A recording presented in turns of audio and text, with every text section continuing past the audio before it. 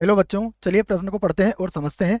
यदि summation r बराबर 1 से k तक cos इनवर्स बीटा r बराबर k पाई बटा 2 है और प्रत्येक k का जो मान होगा वो 1 या 1 से अधिक होगा, तब a बराबर हमें दिया गया है समेसन में r बराबर 1 से k तक और बीटा r की घातांक r।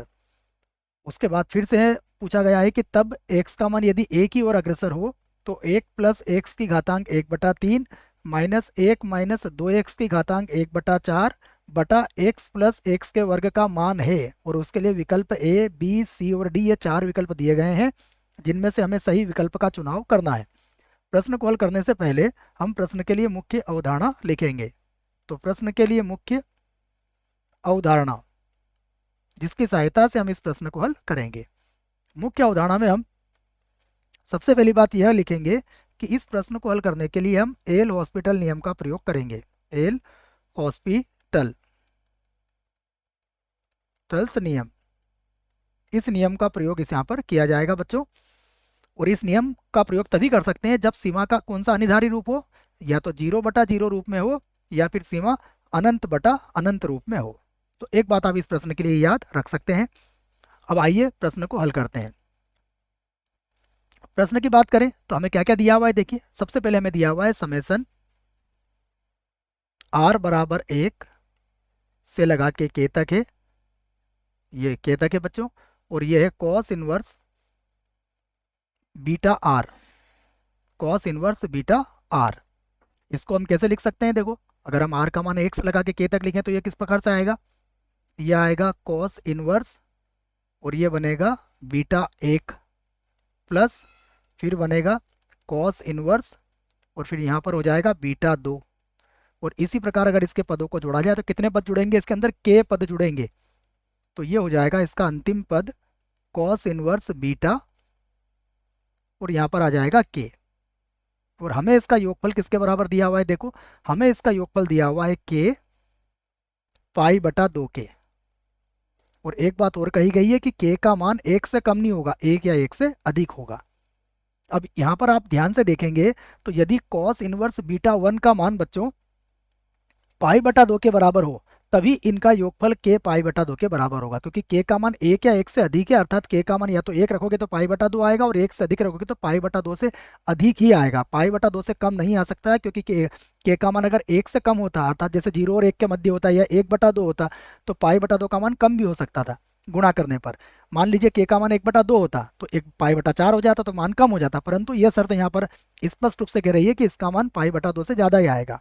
अब आप इस बात को समझिए कि कॉस इनवर्स बीटा 1 का मान, कॉस इनवर्स बीटा 2 का मान और कॉस इनवर्स बीटा k का मान, इन सब के मान किसके बराबर होना चाहिए, पाई बटा 2 के बराबर होंगे, तभी इनका योगफल किसके बराबर आएगा, पाई बटा 2 के बराबर आएगा।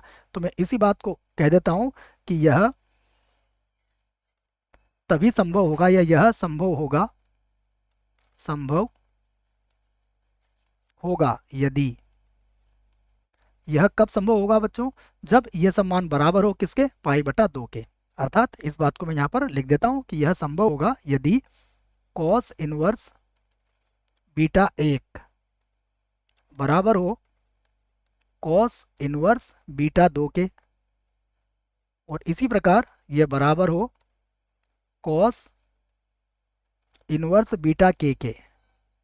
और ये सभी किसके बराबर होना चाहिए, पाई बटा 2 के बराबर ही होना चाहिए। अब हमें बताया कॉस इनवर्स बीटा 1 या बीटा 2 या कोई भी बीटा हमारे पास पाई बटा 2 के बराबर होता है, तो बीटा 1 का मान किसके बराबर होगा, 0 के बराबर।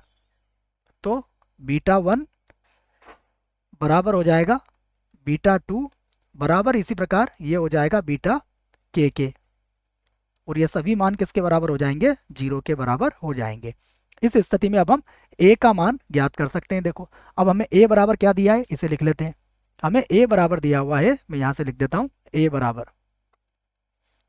ये दिया है समेसन r बराबर 1, r बराबर 1 से कहां तक है, k तक।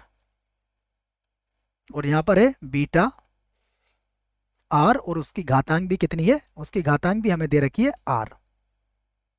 अब आप समझिएगा, आप अगर बीटा 1 बीटा 2 हम इसके पदों को जोड़ेंगे तो सभी का मान क्या आएगा, 0 आएगा। अर्थात इसका 0 का योगफल क्या हो जाएगा बच्चों, 0 के बराबर हो जाएगा। तो यहाँ से हमने ये बात समझ ली है कि a का मान तो हमारा 0 के बराबर है। अब हम प्रश्न में दी गई अगली बात को देखते हैं। हमें मान किसका ज्ञात करना है, लिमिट एक्स का मान ए की ओर अग्रसर है, अर्थात ए का मान तो हमारा 0 आया, तो लिमिट एक्स का मान 0 की ओर अग्रसर हो जाएगा। तो अब हम मान क्या ज्ञात कर लेंगे, लिमिट एक्स का मान किसकी ओर अग्रसर होगा, 0 की ओर अग्रसर हो जाएगा। अब हमें क्या दिया गया है प्रश्न में, 1 प्लस एक्स की घातांक 1/3, 1 प्लस एक्स और इसकी घातांक कितनी है, 1/3 है। उसके बाद क्या लिखा गया है, माइनस, और फिर कोष्टक में है 1 माइनस का 2x और इसकी घातांक कितनी है, 1/4 है। और पूरे के बटे में कितना लिखा गया है, x प्लस एक्स की घातांक 2। यदि आप ध्यान से देखें तो ये सीमा का कौन सा रूप हुआ बच्चों, इसको मैं बराबर लिख देता हूं। अगर हम इसको एक बार और लिखें तो ये हो गया लिमिट x का मान 0 की ओर अग्रसर, 1 प्लस एक्स की घातांक कितनी होगी, 1/3 माइनस, फिर लिख दूंगा मैं 1 माइनस का 2x, इसकी घातांक कितनी है, 1/4, और पूरे के बटे में कितना है, x प्लस एक्स का वर्ग। और यहाँ पर अगर आप देखोगे तो जैसे हम यहाँ पर x का मान 0 रखेंगे, ये हमें मिल जाएगा 0/0 रूप। यहाँ पर क्या आ जाएगा, 0/0 रूप। और यदि 0/0 रूप होता है तो हम एल हॉस्पिटल नियम का प्रयोग यहाँ पर कर सकते हैं। तो मैं लिख देता हूँ यहाँ पर एल हॉस्पिटल हॉस्पिटल्स नियम से इस नियम से हम क्या करते हैं, अंश और हर का अलग अलग अवकलन कर लेंगे, जिससे कि इसका अनिवार्य रूप समाप्त हो जाएगा। तो मैं इसको यहाँ से लिख देता हूँ बराबर लगा के, फिर से हो जाएगा लिमिट एक्स का मान 0 की ओर अग्रसर है, 1 प्लस एक्स की घात 1/3 का अवकलन करेंगे तो ये होगा 1/3, और 1 प्लस एक्स की घातांक इसमें से घटा देंगे तो ये हो जाएगा माइनस का 2/3। ठीक है बच्चों, 1/3 में से आपको 1 घटाना है तो -2/3 आ जाएगा।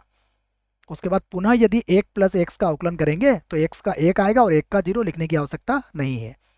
इसका अवकलन करेंगे तो आएगा -1/4, 1 माइनस का 2x, और इसमें से 1 घटाएंगे, देखो 1/4 में से भी 1 घटाना पड़ेगा तो माइनस का 3/4 आ जाएगा। ये होगा माइनस का 3/4।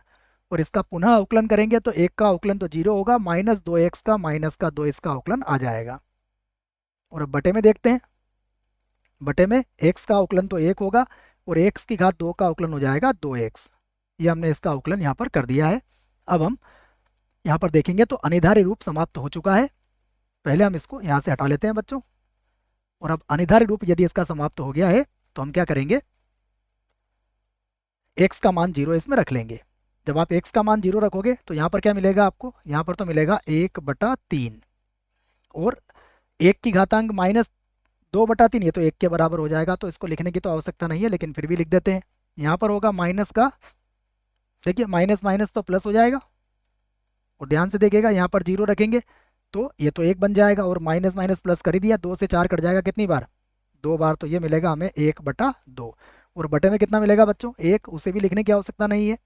अब यदि हम इसका लघुत्तम लेते हैं तो ये मिलेगा हमें 5/6। तो ये हमारा उत्तर है। विकल्प देखते हैं कौन सा विकल्प सही होगा बच्चों। तो विकल्प की बात करें तो ए तो गलत हुआ, बी गलत है, सी भी गलत है, विकल्प डी में डी लिखा गया है 5/6। तो विकल्प डी जो है इस प्रश्न के लिए सही उत्तर होगा। आशा करता हूँ आपको इस प्रश्न का उत्तर समझ में आया होगा। धन्यवाद।